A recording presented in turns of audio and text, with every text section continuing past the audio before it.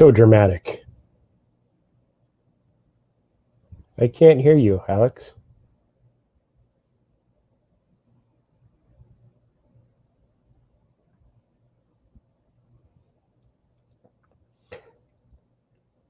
Nope. I can read your lips, though.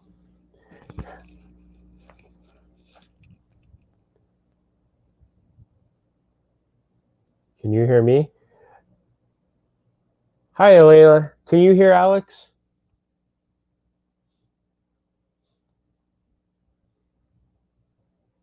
How about now? Oh, now I can. Okay. Sorry about that. It's like you were trapped in a bad movie from 1974 or something with the audio track off. Yeah, exactly from 1974. And whether you listen to it with the audio track on or off, it's still going to be weird. I'm so sorry for that. Welcome to Laughing Place Movie Club. I am Alex, and I'm joined today by Jeremiah. And today we are talking about The Island at the Top of the World, a Walt Disney Pictures release from 1974, which is more famous for the theme park attraction that never happened than the film itself. So for you, Jeremiah, I'm curious to know, what was your introduction to The Island at the Top of the World? When did you first learn about it and see it? And was it through the Tony Baxter era? Yeah. So being a Disney lifelong fan, this movie came out the year I was born. As with most of the movies in the 70s, nobody knows most of them. This was always one of those ones like, oh, that had a cool poster. And then I can remember Tony Baxter talking about Discovery Bay and how he modeled this after, much like most Tony Baxter ideas of, this will be a great concept and this will be this. And then he talks about how Discovery Bay with the Hyperion airship and everything was going to be amazing. And the movie came out and it flopped.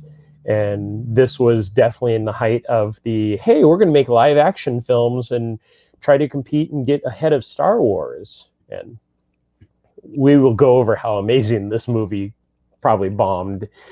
You probably have those numbers handy. I believe it was 8 million. Let me get that box office real quick. Sorry, I was at the on IMDb. I was last at the filming locations page because I was curious to know if they used any other if they filmed anything in like Norway or Switzerland, because they used a large cast from that. But according to IMDb, it was filmed primarily domestic. But the budget was 8 million. It didn't make that back. But from these times, there wasn't necessarily a box office mojo keeping good tallies. So it was more about what the studios reported. Most of the data from this era is usually on video rentals after the fact, which, judging by the fact that this one doesn't have that information available, I'm guessing it's not a substantial amount.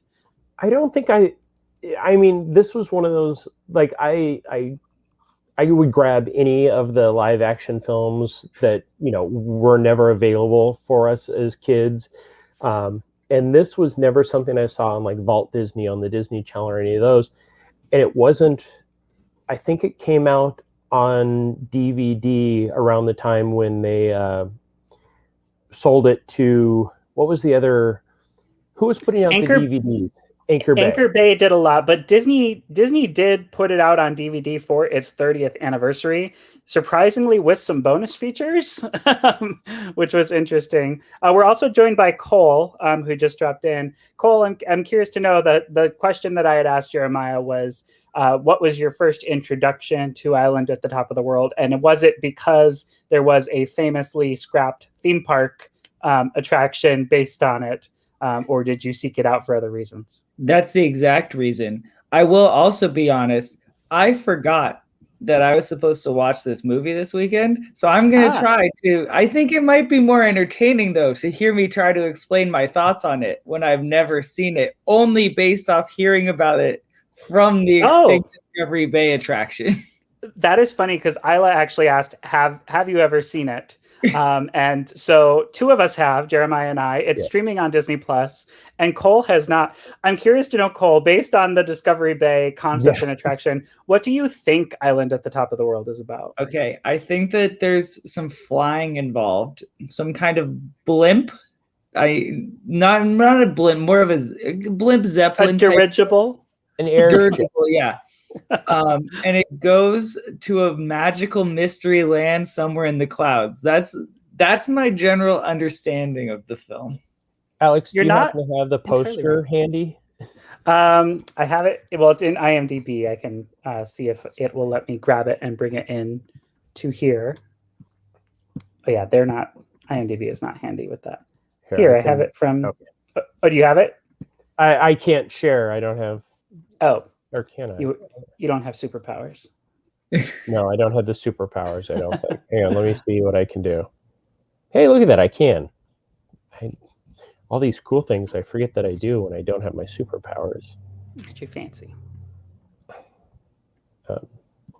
It's not. There it is. There we go.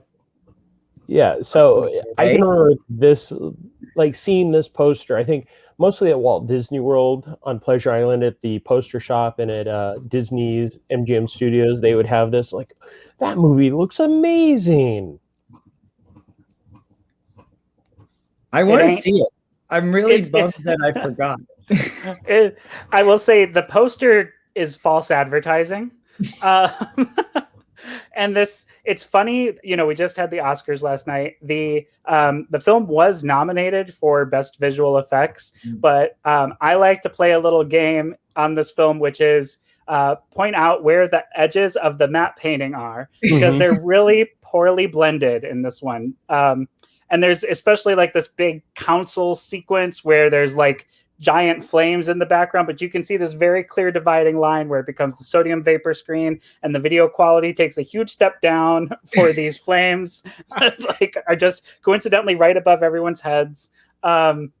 It's got some interesting moments, and also it never not looks like a model for the airship. The two things that come out of this were exactly what you just said, Alex. The matte, because it was Peter Ellenshaw, which has some amazing mats, but you could tell that the camera work wasn't the best.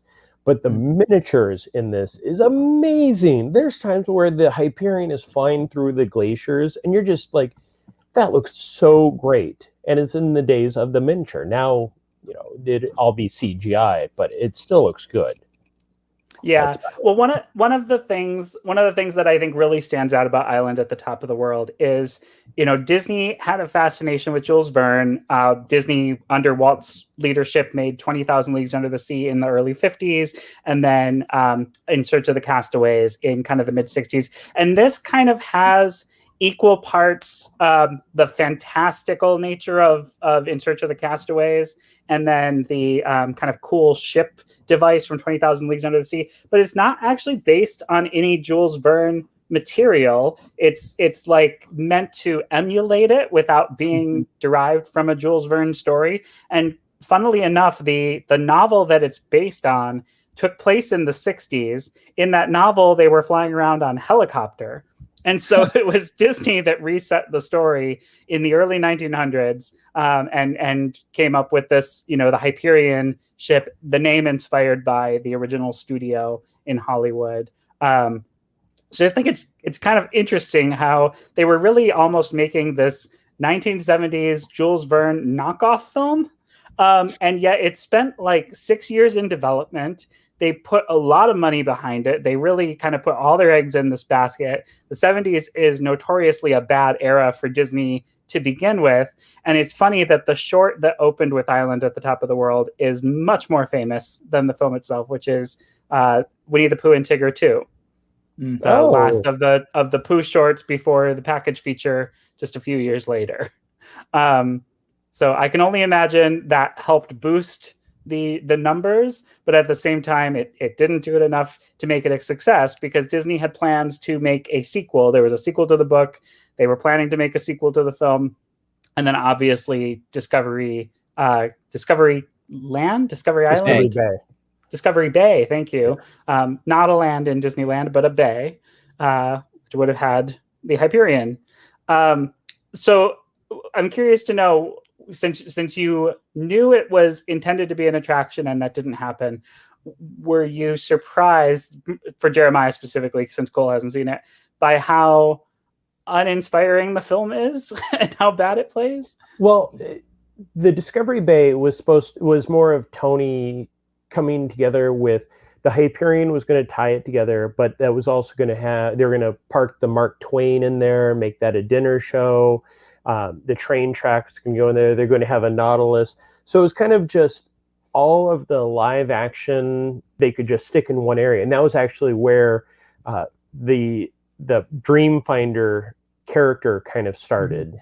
But there wasn't a lot of description about exactly what the Hyperion was, because I don't know how far they got into it. The only things I've ever heard, and Cole, you may be able to know a little bit more, it was definitely going to be one of the first type simulators, kind of not Star Tours like, but more Soarin' or Circle Vision, where you'd be in there and there'd be stuff going on around you.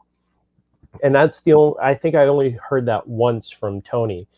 And I, just like Cole, thought the movie was going to be something much cooler than it turns out to be. And I'm watching it for a second time in a number of months. And I just kind of hit the part where you're talking about, where they're in the large council room and they have the giant statue of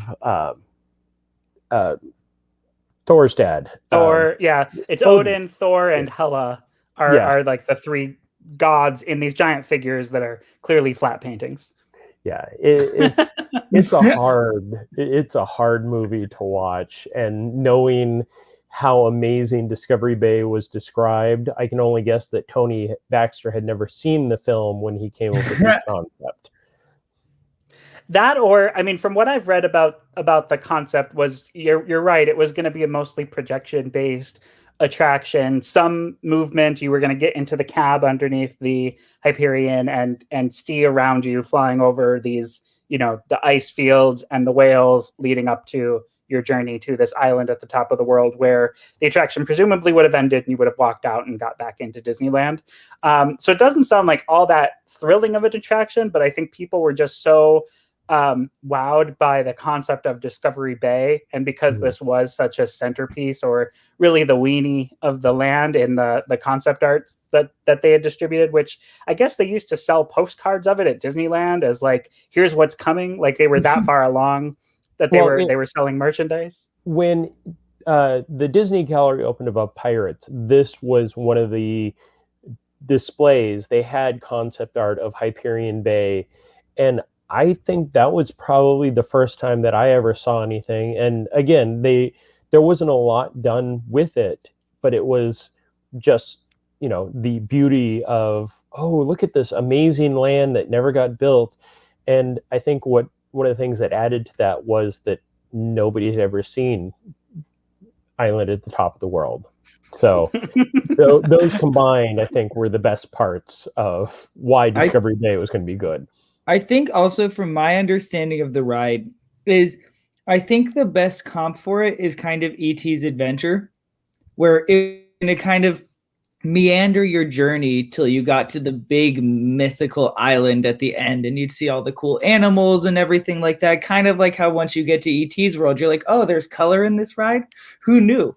It feels like it was a similar type of setup, which, I don't know, if that had come around in the 70s, that probably would have been pretty cool, because there wouldn't have really been much like that, where it's like on a grander scale, Not to completely burst your bubble, but sadly, the island at the top of the world, it's just an island like in Antarctica. It's not above clouds.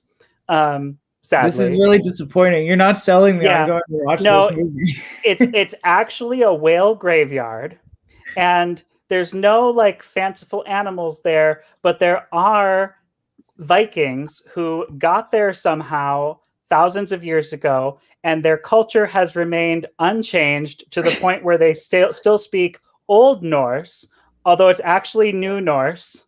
And they hired a bunch of Norwegian and Swedish actors, but they couldn't hire actual Inuit people to play Eskimos, which is no longer politically correct. They have a Japanese man as the lone native person who gets literally abducted onto this adventure. He does not want to go, and they're like, "We'll give you a tour of the Hyperion. Come in and take a look." And then they're like, "Cut the lines. Let's go. We got him." My favorite part of all of that, though, is definitely the ability for what's his name, the only named actor in the entire film, Nemo. Oh, what you wish. No, there is a Captain Nemo, a faux Nemo, Sir Anthony Ross. But David Hartman as Professor Iverson is kind of, in some weird ways, the lead character, even though the emotional core of the film is supposed to be Sir Anthony Ross looking for his son, who got to the island at the top of the world and disappeared. And he's the kind of British man who would pronounce India as Inja. Just to tell you everything you need to know about him. But I do love that the guide, the lead. I've never spoken old Norwegian, Old Norse, and then I've read it. Yeah. Good night to Caitlin. Thanks for popping in. Yeah, that is really funny. There's also, again, they hire a Japanese man to play the Inuit, but then they get an actual Swedish actress to play a Norwegian. Freya is the name of the girl who speaks flawless English, and learned it from the man's son, who's allegedly only been there a little bit. So her 2 years. Okay. Yeah. So in 2 years, she has learned flawless English to mostly ditch her accent when speaking it. Wow. With just one person there able to teach her. Yeah. So and I don't think he actually learned Norse, though. Like, the communication isn't as clear one way as it is the other. He does translate for his father at the council, even though he's like, "Dad, no, I got this. Let me speak." And he's like, "No, son, I'm a man. I will speak for me." And then, proceeds to get themselves in a whole lot of trouble. And then, one of the things that I find kind of funny is this just recently came to Disney Plus, which is why we're covering it. But so did Secrets of the Whales, which is a documentary series. And Winston Hibler is a producer on the film, and I'm going to guess that his main credit was acquiring the whale footage, of which there are belugas, narwhals, humpback whales, and orcas, although no real orcas were involved in the making of this film. Spielberg definitely probably looked at this and decided what not to do for Jaws with the way they handled the orcas, which I think were like those big inflatable orcas you've seen in swimming pools on strings. Yeah, because when they're going over the different things, it's like, "Oh, and those are the orcas. Those are mainly out of California," and they show them for like 2 seconds, if that. Also, no, they're not. But yeah, so out of Secrets of the Whales, I think the only species not included in this film is the sperm whale. Instead, they have the gray whale. But yeah, it's really interesting that all of a sudden there's like real whale footage taken from overhead, and then suddenly these outrageously fake orcas who attack them, which they've never done in the wild. So only in containment where they're not intended to be. So interesting stories coming out of this film. I would love to be a fly on the wall, because this is a film you don't really hear much about. They never did a Walt Disney adaptation DVD release. You don't get a ton of bonus features, but there are some on that 30th anniversary release. But I do find it funny that because the effects are so badly done, with the restorations, this film is probably the grainiest thing on Disney Plus right now. Like, the live action footage in Saludos Amigos looks a lot more crisp, like it was maybe filmed more recently than Island at the Top of the World. And I think it's because the visual effects are at times so bad, the line between an effect and an in-camera shot, that they knew if they cleaned it up too much, it would look worser. So they just left it very, very grainy. It claims to be high definition, but there's a lot of noise. I just paused it just before we started, and I had to get something right by my TV. So I'm up close, and you can just see, like, it's like you blew up that picture that's this big to this big, and you're just like, I'm not getting that close to that ever again. Yeah, it's 80%. It's 80% grain. 80% grain. It's interesting. I mean, not that we would ever get a Blu-ray release of Island at the Top of the World. Although, for whatever reason, Disney Movie Club is releasing Valiant on Blu-ray. I don't know if you guys saw that. So Valiant. I was looking forward to this whole time. Yeah, just waiting for the Valiant Movie Club. As the token movie nerd, what was your introduction to this? So I can't imagine that I didn't know of Discovery Bay when I saw it, but I think I had forgotten about it, and I picked it up at Best Buy because it was a Disney movie, and I was trying to collect them all. They were my Pokemon in my teenage years, and so I watched it on the DVD, and I remember being really bored through it. Probably didn't capture my full attention. I, as I usually do, pulled out the Disney films by Leonard Maltin. And because it's in the 70s, it's in the middle of one chapter rather than having a dedicated piece to it. And I think in there's just one paragraph where he talks about like how much money the studio had riding on it and what a big flop it was. And that the financial ruin of this and Pete's Dragon kind of in a row really put them on unstable footing for most of the 70s, leading into the hostile takeover attempt in the 80s, where we almost lost Disney as we know it. And we can kind of thank this film in part. Pete's Dragon at least redeemed itself later on VHS, but this did not.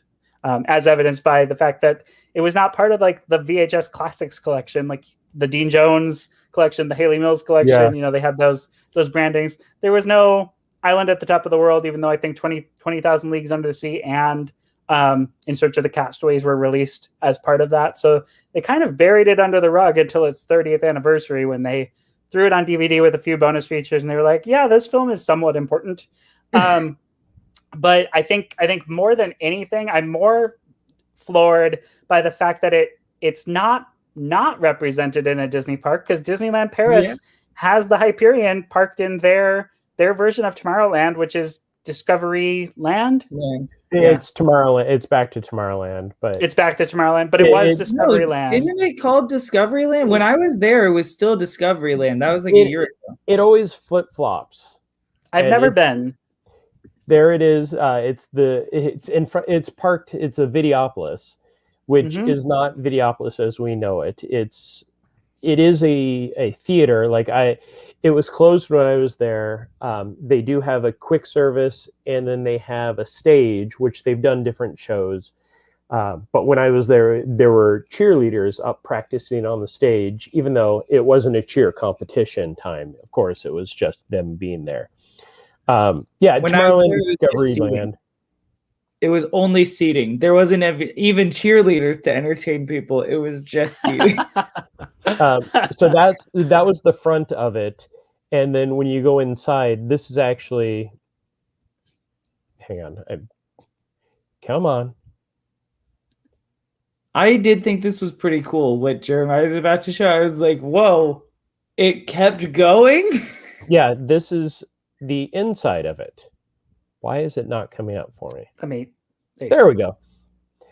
So they have a full-sized Hyperion, and it's impressive. And the Videopolis is pretty much just the place to park it. It's the Goodyear Blimps parking garage, but it also has quick service and, like we said, the stage that's just more people to hang out and sit in there. Yeah, I mean, it kind of blows my mind because there are other theme park concepts that were developed around movies, and there's been a lot of talk on Diz Twitter lately about what actually constitutes plans for an attraction, because oftentimes there's lots of like mock-up art done just in a blue sky phase with no real plans, and then sometimes it gets out or it gets published in a book, and then people latch onto it and think like this was a real concrete plan. They really developed this fully. And I feel like the Island at the Top of the World attraction in the Hyperion for Discovery Bay is in that category where it was developed, far enough along that it had real plans of happening, versus a concept art for a volcano that would be based on Atlantis, the Lost Empire, that would replace Jungle Cruise in Adventureland, which I don't think was developed all that far. But that's another one that people are like, we could have had an Atlantis mountain in Magic Kingdom. Yeah. I think the big thing though is it's just like, since Tony Baxter didn't get Discovery Bay, when he was put in charge of making Disneyland Paris and was like, let's do Discovery Island, like he just put a bunch of the stuff that was supposed to be there. Like we got the Nautilus there as well. Like he just brought a bunch of those ideas. So to me, it's not like super surprising that elements of it made it in, like that the Hyperion made it in, because if you're already going the route of almost paying tribute to something that never existed, why not go a little weird with it? Why not go with these obscure things, you know? Well, and thematically speaking, even though the film wasn't a success, the Hyperion is piloted by a French character, who I guess is somewhat connecting tissue. If anyone in France ever watched The Island at the Top of the World, not sure about that. I think they would have gotten bored with it and gone to drink wine and smoke cigarettes and eat baguettes. Wow. Which is just my assumption of life in France. Prove me wrong. I hope no one in France is watching this. I've seen Amélie. I've seen Chocolat. It looks like this. Like I've seen what's it called? Monkeys Go Home. That was France, right? This just got a little uncomfortable. I think I've seen Herbie. I've seen Herbie Goes. No, that's Italian. Monte Carlo. We need to start talking to our HR reps right now. Hey, I will say for you, having been to Capone's, where anyone from the country of Italy or ever descended from it has a legitimate complaint to make, I feel like I am still in gray area. If you can bring up the one I just shared, Alex. Yeah. So this is probably the other part of why we know Discovery Bay. They actually had the model in the Disney Gallery at one point, and you can see the Hyperions on the left side of the picture, the Nautilus. Actually, I take it back. It wasn't the Mark Twain. It was a sailing ship, Columbia, and that's right there in the center. And that's the train. And if you're looking at Disneyland as it was, this is pretty much where Galaxy's Edge is now. To the upper right-hand corner, that's the entrance to Fantasyland, and then the river would have expanded out this way and then headed underneath the train. So this was what we're promised of look at this amazing land. And then, the movie came out to be what it is. I feel like a lot of these elements too made their way into Port Discovery at Tokyo Disney Sea. Like at least architecturally, a lot of them made, not necessarily like plot points or anything like that, but a lot of the architecture found its way there. Well, certainly it's a very Jules Verne inspired land. Yeah. You definitely have the Nautilus parked where you can, stop and see it and get photos. You then have a 20,000 Leagues Under the Sea ride, the best ride they've done based on that. Then you also have Journey to the Center of the Earth, which was never adapted by Disney as a film, but that's a Jules Verne story as well. I think done by Warner Brothers as a film. So they pretty much just didn't touch like Around the World in 80 Days. Otherwise they would have had the big three in that land. But yeah, it is interesting. This is like Island at the Top of the World. It's such a pseudo Jules Verne film. They were definitely trying to evoke those feelings. But it in no way holds up to actual Jules Verne products. No, but you should all go watch it. Like I'm convinced now.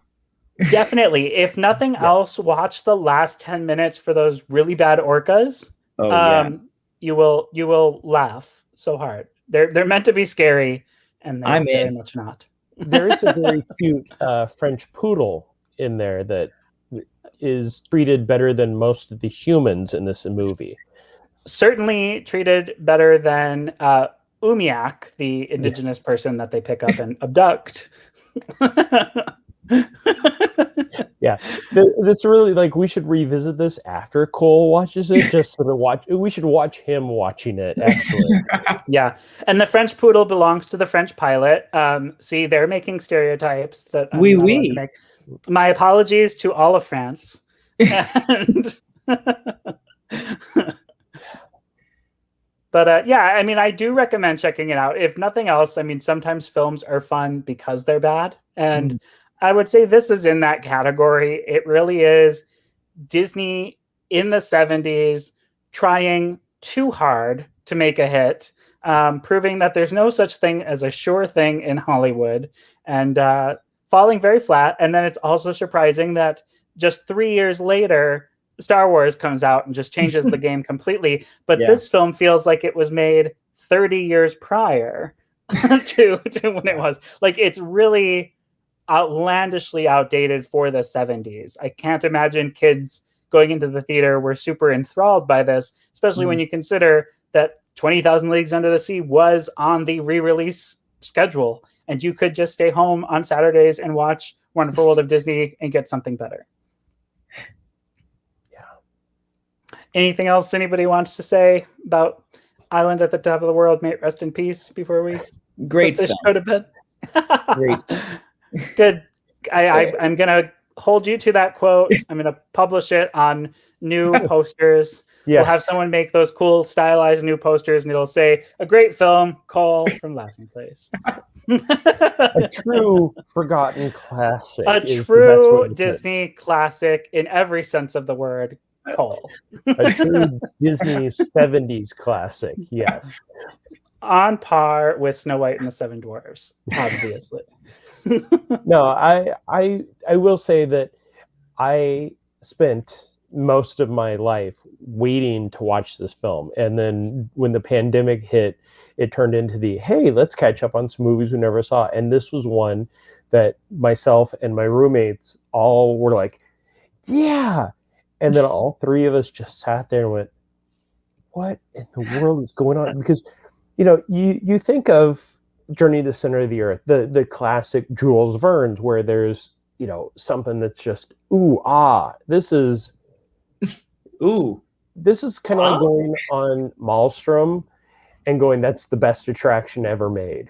That's how I'm going to leave that. I mean, in Journey to the Center of the Earth, you find out what's in the literal center of the Earth. In 20,000 Leagues Under the Sea, not only does Jules Verne invent submarines, but he invents atomic energy at the same time. And then in this one, they go on this sailing adventure and they find old Norwegians.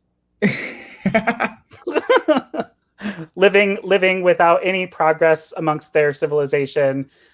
Which apparently is how civilizations progress. If there's no outside forces to make them change, they just don't over 1,000 years. But their houses sure do look like they've changed. Like, they have some really good structures that they built there for being thousands of years of... I think you mean they have some really good structures that Ivan Darrell painted, or Peter Ellenshaw painted. Because those were all a matte. No, it really is like one of those, you kind of look back at the movies of the 70s just in general, and you do that cringe of, ooh, that wouldn't stand up today. And this is definitely cringeworthy. Oh, yeah. No, I'm actually pretty excited. If you really want to liven it up, make it a drinking game. Take a shot anytime it's obviously a matte. You'll be plastered 30 minutes in. I am in. That's how I'm going to do it. And the opening credits count. Oh, yeah. Where it's all just a map. Oh my god. Good times. So Cole, if Cole makes any weird tweets about Island at the Top of the World, just know he was drunk. Thank you everyone for watching. Apologies again, France. Take care, everybody. Oh, I forgot to point out what's coming up in the pipeline. We will be back for Movie Club next week. It is going to be Oklahoma. I'm sorry. Legally, I'm required to call it Rodgers and Hammerstein's Oklahoma, or I will be struck down by the specters of both Rodgers and Hammerstein. Also coming up this week, what's going on? Disneyland's opening. Site schedule. Where am I going? And Kidder has it up tomorrow at 11 p.m. Pacific. PM. 2 p.m. Yes. I'm sorry. 11 a.m. Pacific Cole, remind me to punch you next time I see you. We have Slack for that. 2:00 Eastern, I will be at Disney Springs walking around aimlessly going, hey, look, this could be in the island at the top of the world. Or A Gift for Mother's Day. Another great film from the 70s. I think Mother's Day was a Gary Marshall film not that long ago, but also you're talking about the upcoming holiday on Gary Marshall holiday classics. Yes, he did New Year's and Mother's Day and Valentine's Day. Oh, and Valentine's Day. That's right. I forgot about that one. The one that started it all. Yes, well, really, Love Actually started it all, but we won't go. That's not for here. And then at 4:00, we have Barely Necessities with the Rebeccas, and you can catch Disney Trivia Live tomorrow night at 7:30 with Doobie and Gideon. So that's what's coming your way tomorrow. Also, obviously, on April 30th, Disneyland is opening, so you can expect a live stream on Friday the 30th, live from the original Magic Kingdom. I'm looking forward to that. And then the following week, Thursday, Knott's Berry Farm opens, and make sure you follow that because Knott's Berry Farm, another classic 70s attraction. Absolutely. Or like 1920, because it just celebrated its 100th anniversary. If you're going by the date, Walter and Cordelia leased the land. It's the 100th anniversary of Knott's Berry Farm. I'm glad that every stream I'm on, the train just jumps off the track for miles. I can't stay on track to save my life, so it's always a problem when I am in